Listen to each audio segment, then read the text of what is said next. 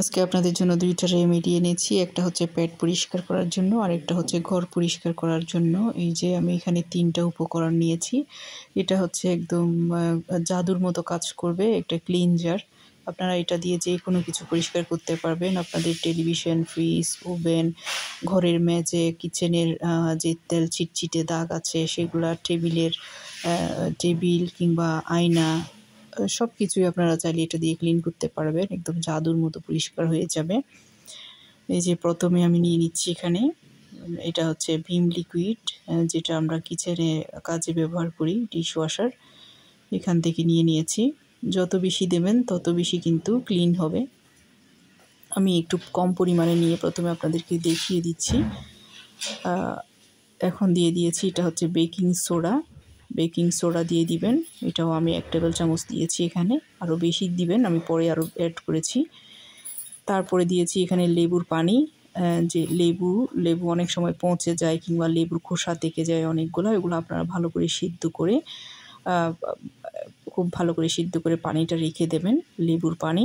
সেটা দিয়ে আপনারা এই কাজটা করবেন। লেবুর পানিটা ভালো করে দিয়ে এখন মিক্স করে নিচ্ছি।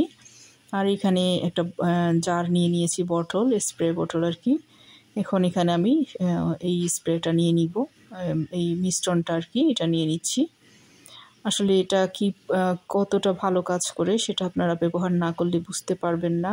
হয়তো আমরা সবাই বাইরের থেকে দাম দিয়ে দেখা যায় যে কিনে নিয়ে আসি স্প্রেগুলা কিংবা ক্লিনজার, এই ধরনের যেগুলো আছে ওগুলো আসলে অনেক সময় দেখা যায় যে অতটা কাজ করে না।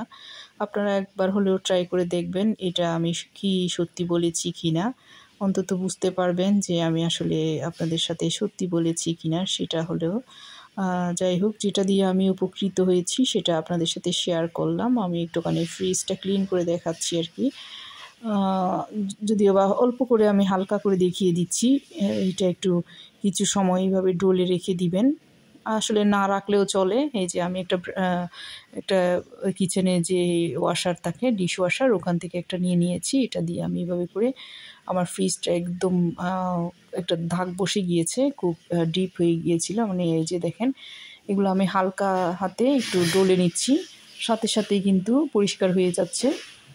আর আপনারা চাইলে একটা তারের মাঝখান দিয়েও ডলতে পারবেন, এটা হলে আরও বেশি ক্লিন হয়ে যাবে। এইভাবে যত কঠিন দাগ হোক না কেন, এটা দিয়ে আপনারা একটু হালকা একটু এইভাবে দেখবেন, একটু ডলে দিলেই সাথে সাথে কিন্তু আপনাদের সব কিছু ক্লিন হয়ে যাবে। টেলিভিশন বলেন, ফ্রিজ বলেন, ওভেন বলেন, ঘরের মেঝে বলেন কিংবা আয়না জাতীয় যত, মিরর জাতীয় যত কিছু আছে সব কিছুই আপনারা এটা দিয়ে ক্লিন করতে পারবেন। আশা করি আপনাদের উপকারে আসবে। উপকারে আসলে কিংবা ভালো লাগলে একটা লাইক কমেন্ট করে পাশে থাকবেন। এবার আসেন দ্বিতীয় রেমেডিতে, যেটা পেট পরিষ্কার করবে।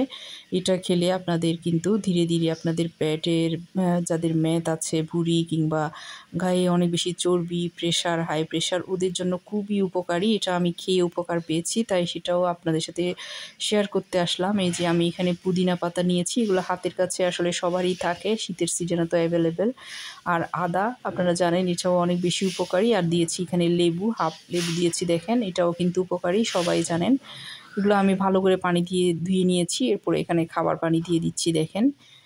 এটা ভালো করে ব্লেন্ড করে নেবেন, খুব ভালো করে ব্লেন্ড করে আমি সেঁকে নিব। আর এটা সারাদিন আপনারা যখনই পানির পিপাসা লাগবে তখন খেতে পারবেন। পরিমাণ মতো করে বেশ করে পানি দিয়ে ব্লেন্ড করে রেখে দিবেন। আপনারা রেগুলার খাওয়ার ট্রাই করবেন, এটা একটু সময় নিয়ে খাবেন, দেখবেন আপনাদের অনেক বেশি উপকার হবে। আমার কিন্তু অনেক বেশি উপকার হয়েছে, আমি উপকৃত হয়েছি, যার কারণে আপনাদের সাথে শেয়ার করেছি। এটা আমি খেয়ে 1 দিন 2 দিন খেলে তো আসলে কোনো কিছু হয় না, একটু টানা খেয়ে দেখবেন। সাথে চাইলে আপনারা একটু টক দই দিয়ে খেতে পারেন, তবে এখানে কোনো চিনি ব্যবহার করবেন না। চিনি দেওয়ার দরকার নেই, চিনি দিলে কিন্তু আরও বিপরীত হবে। আপনারা টক দই দিয়ে খাবেন। আর আমি লবণ দিতেও বলবো না, কারণ লবণও শরীরের অনেকটা ক্ষতি করে। যাই হোক, এভাবে করে আপনারা খেয়ে দেখবেন, খেতেও কিন্তু অনেক ভালো লাগে, খুবই উপকারী। আশা করি আপনাদের এটাও উপকারে আসবে। আর ভালো লাগলে লাইক কমেন্ট করবেন, শেয়ার করবেন। এই যে যখন পানির পিপাসা ধরবে তখনই খাবেন।